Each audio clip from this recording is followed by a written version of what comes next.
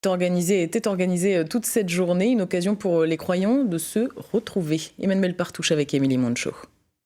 Es-tu libéré par Jésus le roi, par Jésus le roi. Leur dernier rassemblement au Zénith de Rouen datait d'il y a 2 ans. Pour ce second opus, ils étaient près de 4000 fidèles réunis dans cette salle de spectacle. Mais pour ces évangéliques, peu importe le lieu et le nombre de croyants. C'est une communion, c'est un échange, c'est très riche parce qu'il y a partage. On rencontre des chrétiens de tous horizons qui ont la même foi que nous, qui ont la même espérance que nous. Réunis un 1er novembre, ces croyants ne fêtent pas la Toussaint. Protestants, ils ne reconnaissent pas les saints. Cette journée est simplement l'occasion de rassembler tous les évangéliques de Normandie, l'occasion aussi de transmettre la bonne parole à ceux qui n'ont pas encore rejoint l'Église.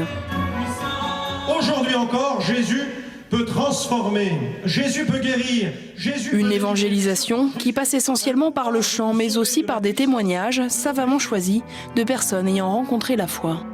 Nous sommes entrés il y a 43 ans dans une église évangélique. J'ai eu simplement l'impression de revenir à la maison.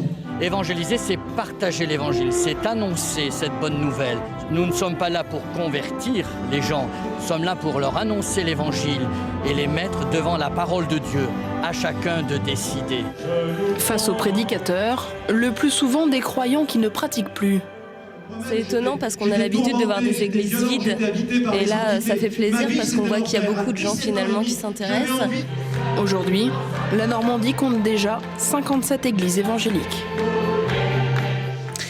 À Caen, l'association Trait d'Union et le 115 s'apprêtent à ouvrir dès ce soir un nouveau lieu d'accueil destiné aux SDF, habituellement installé dans l'ancienne caserne de Mondeville. Cette fois, c'est l'ancienne gendarmerie de Caen qui accueillera donc dans le cadre du plan hivernal une quarantaine de sans-abri normalement dès ce soir. Une écoute et un toit pour la nuit, c'est l'obsession de presque tous ceux qui vivent dans la rue. Gérard, lui, est un ancien SDF, ancien depuis quelques jours seulement. Originaire du Havre, il vit aujourd'hui à Caen, ou plus exactement, il revit. Rémi Mauger